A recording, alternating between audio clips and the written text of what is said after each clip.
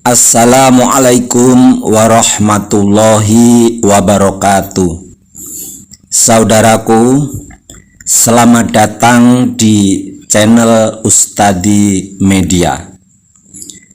Pada video kali ini berisi tanya jawab tentang hadis dan terdiri dari beberapa bagian yang berlanjut bagian-bagian itu pada video-video berikutnya. Silahkan menikmati video ini.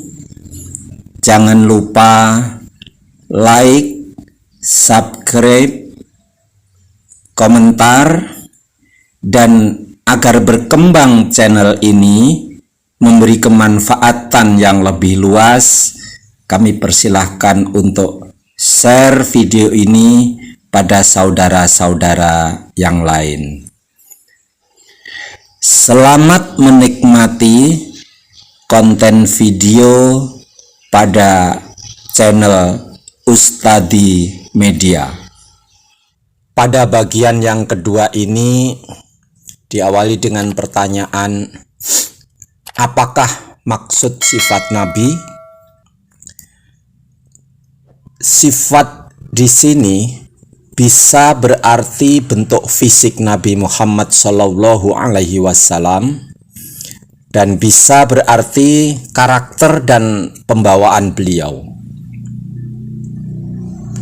Lalu apa contoh sifat Nabi?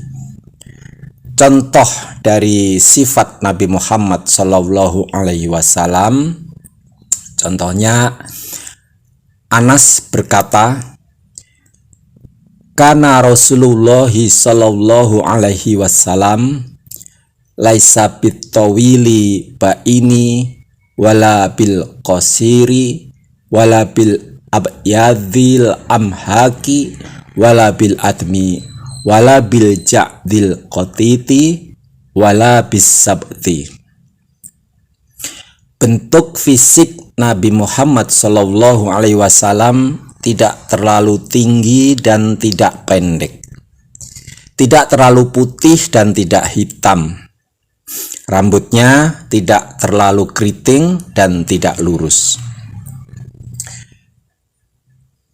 Aisyah melaporkan, lam yakur Rasulullah sallallahu alaihi wasallam fakhisan wala mutafakhisan wala sohoban bi aswaki wala yajji bisayati sayata walakin ya'fu wa yasfahu. Rasulullah Muhammad sallallahu alaihi wasallam tidak pernah berkata buruk, tidak berteriak di pasar dan tidak membalas keburukan orang dengan keburukan serupa, tetapi ia memaafkannya. Adakah perbedaan antara hadis dengan sunnah?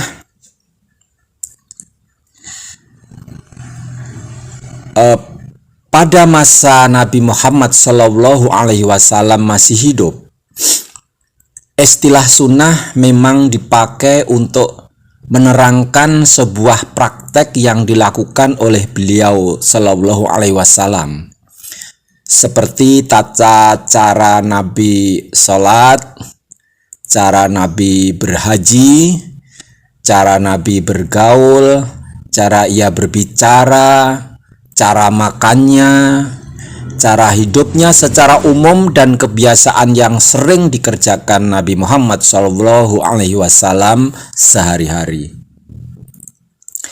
Namun sesudah beliau wafat, mayoritas ahli hadis tidak lagi membedakan antara hadis dengan sunnah. Keduanya menjadi sama, toh keduanya berujung pada Rasulullah Muhammad Shallallahu Alaihi Wasallam. Pertanyaan selanjutnya, jadi apa sunnah itu? Arti sunnah secara bahasa adalah cara atau thariqah. Tapi dalam konteks ini secara istilah, sebagaimana arti hadis, sunnah adalah semua yang berasal dari Nabi Muhammad SAW, baik berupa perkataan, perbuatan, pengakuan, dan sifatnya. Adakah pengertian sunnah yang lain? Ada tentunya. Sunnah juga biasa dipakai untuk menerangkan praktek yang dilakukan oleh para sahabat atau amal al-sahabah, baik asalnya dari Al-Quran dan hadis Rasul ataupun dari yang lain, karena mengikuti suatu sunnah yang hidup di kalangan mereka atau karena ijtihad yang mereka sepakati. Apa contohnya? Contohnya hukuman dera atas seorang peminum khamar sebanyak 80 kali cambuk. Dahulu pada masa pemerintahan Nabi Muhammad SAW, hukuman itu tidak tetap. Kadang Nabi menjatuhkan pukulan 40 kali, kadang 80 kali. Ketika tiba masa pemerintahan Umar, beliau memusyawarahkan hal tersebut dengan sejumlah sahabat. Abdurrahman ibnu Auf dan Ali ibnu Abi Thalib mengatakan 80 kali. Lalu Umar mengikutinya, maka ini disebut sunnah. Contoh yang lain, Abu Bakar menghimpun mushaf Al-Quran yang berceceran, yang bercerai-berai, atas usulan Umar ibnu Al-Khattab. Kemudian pada masa Utsman bin Affan diputuskan penggunaan 1 qiraah formal bacaannya saja dari 7 qiraah yang ada. Juga mengkodifikasikan lembaran-lembaran yang ada itu. Pertanyaan lagi, apa dalil bahwa sunnah sahabat itu dapat diterima dan diamalkan? Saudara, berdasarkan perintah Nabi Muhammad SAW yang diriwayatkan oleh Al-Irbad Ibnu Sariyah, sabdanya, pegang teguhlah sunnahku dan sunnah khulafa'ur rasyidin sesudahku, dan gigitlah dengan gigi geraham kalian. Ini Sunan Abu Dawud. Juga sabda beliau, Rasulullah Muhammad SAW, beliau bersabda, umatku akan terpecah menjadi 73 golongan, semua masuk neraka kecuali 1. Lalu mereka sahabat bertanya, siapa itu wahai Rasulullah?